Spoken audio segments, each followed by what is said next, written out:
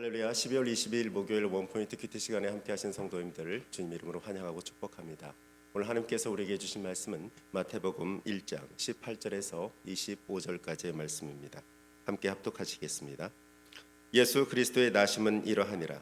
그의 어머니 마리아가 요셉과 약혼하고 동거하기 전에 성령으로 잉태된 것이 나타났더니 그의 남편 요셉은 의로운 사람이라 그를 드러내지 아니하고 가만히 끊고자 하여 이 일을 생각할 때 주의 사자가 현몽하여 이르되 다윗의 자손 요셉아 내 아내 마리아 데려오기를 무서워하지 말라. 그에게 잉태된 자는 성령으로 된 것이라. 아들을 낳으리니 이름을 예수라 하라. 이는 그가 자기 백성을 그들의 죄에서 구원할 자이심이라 하니라. 이 모든 일이 된 것은 주께서 선지자로 하신 말씀을 이루려 하심이니 이르시되 보라 처녀가 잉태하여 아들을 낳을 것이요 그의 이름은 임마누엘이라 하리라 하셨으니 이를 번역한즉 하나님이 우리와 함께 계시다 함이라. 요셉이 잠에서 깨어 일어나 주의 사자의 분부대로 행하여 그의 아내를 데려왔으나 아들을 낳기까지 동침하지 아니하더니 나음에 이름을 예수라 하니라. 아멘. 이 시간 요셉의 순종이라는 제목으로 담임 목사님께서 큐티 인도해 주시겠습니다. 할렐루야.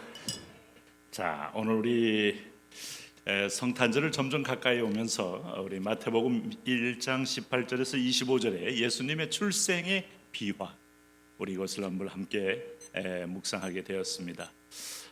여러분, 여기서 예수님의 출생 문제는 지금까지 지독하게 오늘 하나님을 전적으로 믿지 못하는 사람들에게 끊임없는 어떤 면에서 의심의 대목이 됐던 거예요. 그 대목은 오늘 본문에도 나와 있는 것처럼 예수 그리스도의 나심은 이러하니라 라고 하는데, 예수님의 나심의 내용이 뭔가 오늘 본문에 보시니까 오늘 20절에 이렇게 말합니다. 이 일을 생각할 때 주의 사자가 현몽하여 이르되 다윗의 자손 요셉아 내 아내 마리아 데려오기를 무서워하지 말라. 그에게 잉태된 자는 성령으로 된 것이라. 성령 잉태라는 역사상 처음으로 경험하는 정말 엄청난 일이 벌어지게 된 거예요. 모든 그 생식에는 그런 정자와 난자의 결합을 통하여 생명이 잉태되는 것이 원리로 알고 있는데, 놀랍게도 예수님은 사람의 씨가 아닌 그야말로 성령으로 잉태되었다 하는 것이 이게 충격인 것이죠. 사실은 여기 이제 요셉은 어떤 사람인가 하면 18절에 그의 어머니 마리아가 요셉과 약혼하고 동거하기 전에 이렇게 말했습니다. 이 부분을 성경은 역사적 예수, 또 사람의 되신 하나님, 하나님이신 사람이신 예수님을 분명히 밝히고 있어요. 그래서 요셉과 약혼하고 동거하기 전에, 이 말은 약혼한 다음에 보통 약혼하고 1년 정도 약혼 기간을 갖고 청혼했다 그러죠. 그리고 결혼합니다. 그 기간 동안에 절대적으로 여자가 해야 할 일은 순결을 지키는 거죠. 왜? 이미 한 남자에게 이제 시집 가기로 결정을 했기 때문에 딴 데 눈 돌리면 안 돼요. 그러니까 요셉도 뭐 여기 보니까 굉장히 품행이 방정한 사람이고, 또 마리아도 단정한 사람이어서 두 사람이 동거하기 전이었다. 그런데 분명한 것은 두 사람의 어떤 관계가 아닌 성령으로 잉태된 것이 나타났다 하는 것을 두 번으로 강조합니다. 여러분, 이것이 우리에게 오신 예수님의 탄생의 1차적인 비화입니다. 그래서 예수님은 사람의 아들이 아니에요. 오늘 아담의 범죄로 아담이 죄의 대표성을 가진 이후로 모든 사람이 그 원죄의 그 죄성을 갖고 있는 것이죠. 그러나 예수 그리스도는 아담의 혈통으로 온 게 아닙니다. 사람의 몸을 입었지만 그야말로 역사 속에 개입하신 하나님의 성령, 창조의 영의 개입으로 출생하신 분이에요. 그래서 굳이 대표성을 따지자면 제2의 아담이다 이렇게 말을 하지만 사람의 어떤 혈통이 아니기 때문에 그 말도 자칫하면 우리에게 오해를 줄 수 있는데 하나님의 아들로 오신 것이다. 이 말에는 인간의 어떤 원죄와 본성적 죄가 없는 분이시다 하는 거예요. 그러면서 놀랍게도 이분이 이제 요셉의 아들로, 마리아의 아들로 태어나서 나사렛에서 성장하면서 그는 철저하게 인간에 가는 어떤 면에서 풍파와 고행의 길을 동일하게 겪으면서 성인에 이르기까지 자라게 됩니다. 오늘 여기 성경에서 볼 때 이런 첫 번째 만난 충격을 요셉은 어떻게 이해했는가? 19절에 보니까 그의 남편 요셉은 의로운 사람이라 그를 드러내지 아니하고 가만히 끌고자 하여. 자, 이걸 드러내면서 이 여인에게 파혼 증서를 써줘서 어디 가든지 아니면 동네에 드러내서 수치를 당하게 해서 돌에 맞아 죽게 하든지 선택지는 몇 가지가 있어요. 근데 요셉은 아마 하나님 말씀을 듣고 그 말씀에 매여 있다고 볼 수 있어요. 여러분, 모든 역사의 어떤 통로는 하나님 말씀의 성취를 믿는 자를 통해서 이루어집니다. 요셉이 믿지 않았다면 이 집은 대혼란이 일어났을 거예요. 아마 신부집에 가서 따지고 난리가 났을지도 몰라요. 그리고 마리아는 동네에 질질 끌고 다니다가 그야말로 돌에 맞아 죽는 비운을 겪을 수도 있는 거죠. 그런데 요셉은 의로운 사람이라 그를 드러내지 않고 가만히 끊고자 했다 하는 걸 보니까 이 사람이 액면대로 믿기에는 너무나 감당치 못할 일을 오늘 처녀 마리아가 지금 잉태했다는 사실을 온전히 받아들이지 못하고 있는 면도 있는 거죠. 그럴 때 20절에 보니까 주의 사자가 나타난 겁니다. 다윗의 자손 요셉아, 내 아내 마리아 데려오기를 무서워하지 말라. 그에게 잉태된 자는 성령으로 된 것이라. 두 번에 걸친 성령 잉태는 요셉의 불완전한 믿음은 우리의 모습이고 요셉의 불확실한 어떤 반응은 우리의 태도입니다. 자연스럽게 우리는 경험의 아들이고 또 지식의 아들이고 이성의 아들이에요. 그렇기 때문에 하나님의 초자연적인 역사에 대해서 열린 사람 많지 않습니다.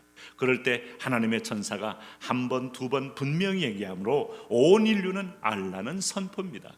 예수 그리스도는 성령으로 잉태된 것이다. 너무나 놀랍지 않습니까? 이분이 바로 구원자요. 그래서 21절에 아들을 낳으리니 이름을 예수라 하라. 이는 그가 자기 백성을 그들의 죄에서 구원할 자이심이라 하니라. 만일에 성령으로 잉태되지 않았다면 이분은 자기 백성을 죄에서 구원할 자격이 없습니다. 자기 죄로 인하여 죽을 수밖에 없는 죄의 길을 가는 겁니다. 그러나 이분은 하나님의 아들이고 아담의 혈통이 아닌 하나님이 직접 성령으로 잉태한 구원주로 역사를 뚫고 들어오셨기에 이분은 자기 백성을 죄에서 구원할 자격과 능력이 있는 분이에요. 그러므로 오늘 창세기 1장을 열면서 태초에 하나님이 천지를 창조하시니라를 믿는 사람에게 그 다음에 역사가 열립니다. 하나님의 섭리가 열리고 하나님의 간섭이 열리고 하나님의 기적이 열립니다. 오늘 마태복음을 보면서 1장에서 오늘 예수 그리스도의 나심은 이러하니라. 그가 요셉과 약혼하고 동거하기 전에 성령으로 잉태된 것이 나타났으니 라는 것을 믿는 데서부터 오늘 그리스도의 제자가 되고 그리스도가 우리의 구원주가 되고 오늘 우리가 영생에 이르는 그리스도의 다리를 통하여 하나님께로 가는 자격을 얻게 되는 거예요. 이것을 듣고 믿습니까? 듣고 의심합니까? 듣고 오늘 어떻게 반응하십니까? 오늘 성경은 분명한 얘기를 하고 있습니다. 말씀은 믿음은 들음에서 나며 들음은 그리스도의 말씀으로 말미암았다고. 오늘 여기 22절에 이 모든 일이 된 것은 주께서 선지자로 하신 말씀. 대표적인 선자가 누구겠어요? 이사야죠. 우리는 이사야 63장에 그리스도의 오심에 대한 상세한 예언을 우리는 목도하고 있어요. 이미 그리스도 오시기 전에 700년 전에, 역사는 700년이 그렇게 길게 보지 않습니다. 정말 하나님에게는 하루가 천년 같고 천년이 하루 같은, 어젯밤에 바울에게 하나님 나타나서 내가 로마에 가리라 하는 환상을 보여준 것만큼이나 700년의 역사를 뚫고 하나님은 그대로 말씀의 성취자로 오셨다. 아니, 창세기 3장에서 여인의 후손이 뱀의 후손의 머리를 밟을 그 여인의 후손, 오늘 그 여인의 후손 예수 그리스도. 오늘 그래서 그의 이름이 무엇이냐? 예수, 우리를 죄에서 구원할 자. 그의 이름이 무엇이냐? 임마누엘, 하나님이 우리와 함께 계신다. 말씀이 육신이 되어 우리 가운데 거하심에 우리가 그 영광을 보니 아버지 독생자의 영광이요 은혜와 진리가 충만하더라.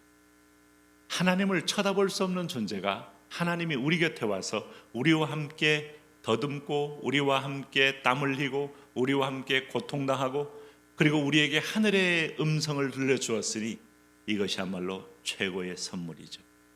오늘 성탄절이 가까울 때 당신에게 가장 위대한 선물, 하나님이 아들 예수를 우리에게 성령으로 보내셨다는 사실입니다.